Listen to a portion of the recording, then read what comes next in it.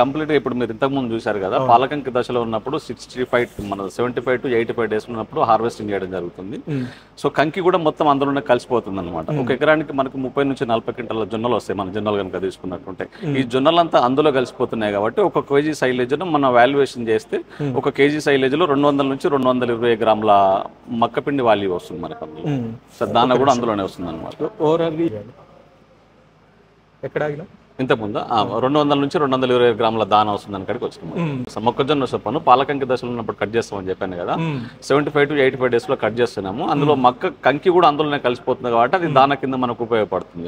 సుమారుగా మనం సైలేజ్ తయారు చేసిన తర్వాత ఒక కేజీ సైలేజ్ లో 200 నుంచి 220 గ్రాముల మక్కపిండి వాల్యూ వస్తుంది మనకు. సో దాని కంప్లీట్ కార్బోహైడ్రేట్స్ ఉంటాయి కాబట్టి ఎక్కువ పాలు ఇచ్చే అవకాశం ఉంటుంది. 15 to 20% పాలు పెరిగే ఛాన్సెస్ ఉంటుంది అనమాట. ఒక గేదెకి వచ్చేసరికి మనకు 15 నుంచి 20 కేజీల వరకు వాడమని సజెస్ట్ చేస్తాము. గొర్రెలు మేకలకు వచ్చేసరికి 2 నుంచి 3 కేజీలు వాడమని మనం సలహా ఇవ్వడం జరుగుతుంది. అంటే సాధారణంగా ఎలాంటి జీవులకి ఈ ఫీడ్ పెడితే బాగుంటుంది అంటారు? ఇది కంప్లీట్ గా నెమరు వేసే జంతువులు తింటాయండి. ఆవులు, బర్రెలు, గొర్రెలు, మేకలు, ఇంకా ఏవైతే జీవాలు ఉంటాయో అవన్నీ కూడా నెమరు వేసే జంతువులు ప్రతి ఒక్కటి తినడం జరుగుతుంది అనమాట. అంటే ఒక జీవికి రోజుకి ఎంత మోతాదులో ఇవ్వాలండి? సార్ గేదెలు, ఆవులకైతే 15 నుంచి 20 కేజీల వరకు ఇవ్వచ్చు. గొర్రెలు, మేకలకైతే 2 నుంచి 3 కేజీలు ఇవ్వచ్చు ఒక రోజుకి. అంటే సగటున ఒక జీవికి ఎంత ఖర్చు అవుతుంది రోజుకి?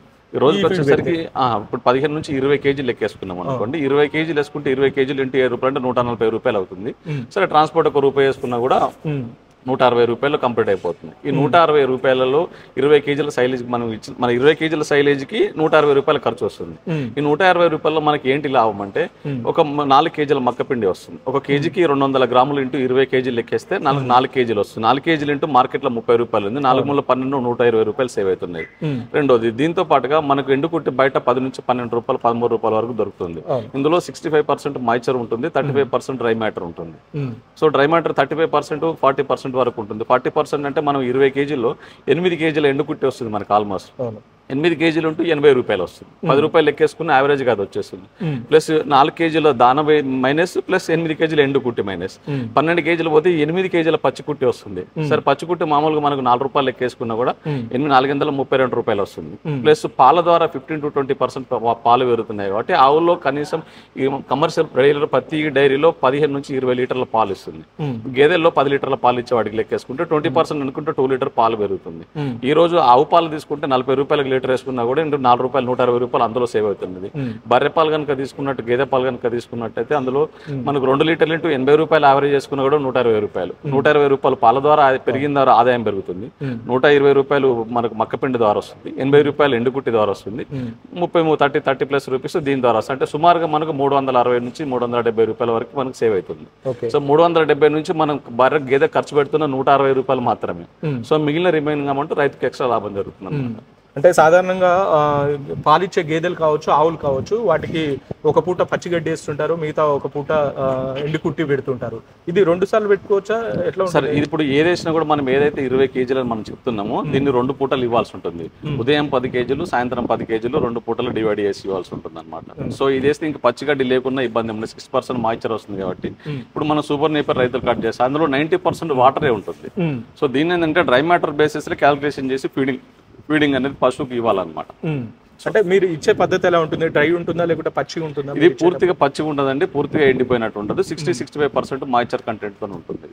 ఆ స్టేజ్ లో మనం ఇప్పుడు ఏదైతే తయారు చేసినప్పుడు ఏదైతే మాయిచర్ కంటెంట్ ఉందో ఎండ్ వరకు కూడా అదే మాయిచర్ కంటెంట్ తో ఉంటుంది. సంవత్సరం వరకు నిల్వ ఉంటుంది. ఫ్యాట్ పర్సెంటేజ్ ఎట్లా ఉంటుంది? ఇప్పుడు పాలిచ్చేది ఈ ఫీడ్ పెడితే ఫ్యాట్ పర్సెంటేజ్ ఎలా వస్తుంది? సార్ ఫ్యాట్ పర్సెంట్ కూడా పెరిగే ఛాన్సెస్ ఉంది.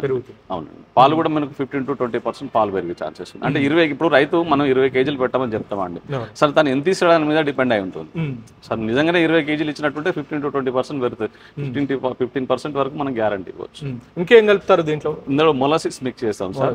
పాలకంగ దశలో కంకితో వస్తుంది కాబట్టి దానా కూడా అందులో మిక్స్ అయిపోతుంది. మనం అడిషనల్ యాడ్ చేసి ఒకటి మొలాసిస్ కలుపుతాము. మొలాసిస్ కలిపి ప్యాక్ చేయడం జరుగుతుంది. ఇది 21 days కి ఫర్మెంట్ అవుతుంది. లాక్టోబాసిల్లస్ బ్యాక్టీరియా దాని మీద రిలీజ్ అవుతుంది కాబట్టి 21 days ఫర్మెంట్ అయిన తర్వాత మార్కెట్ లో సేల్ చేయడం జరుగుతుంది. ఎలా ఉంటుంది దీని ప్యాకేజీ పద్ధతి? ఎలా ఉంటుంది సార్? ఇప్పుడు ఇంతకు ముందు మీరు చూసారు కదా సార్, లోపల మనం ఖచ్చితంగా నెట్ వాడతాం సార్. నెట్ అనేది ఉంటుంది, నెట్ ఫిల్మ్ అంటాము. బయటకు వచ్చిన తర్వాత ఇది 25 మైక్రాన్స్ ఫిల్మ్ వాడతాము. ఇది కంప్లీట్ గా యానిమల్ కి సంబంధించింది. అంటే గవర్నమెంట్ నామ్ ప్రకారంగానే మనం ఇది వాడడం జరుగుతుంది అనమాట సార్. సో ఎన్ని రోజులు స్టోరేజ్ ఉంటుంది? ఇది ఒకసారి వన్స్ ప్యాక్ ఏంటంటే మనకు సంవత్సరం నుంచి సంవత్సరంన్నర వరకు నిలువ ఉంటుందండి. 18 నెలలు నిలువ ఉంటుంది. మనం సంవత్సరం వరకు గ్యారంటీ ఇస్తున్నాము. రైతులు ఏంటంటే దీనికి మక్క గింజలు ఉంటాయి కాబట్టి దీనిలో రంధ్రాలు పడకుండా చూసుకోవాలి.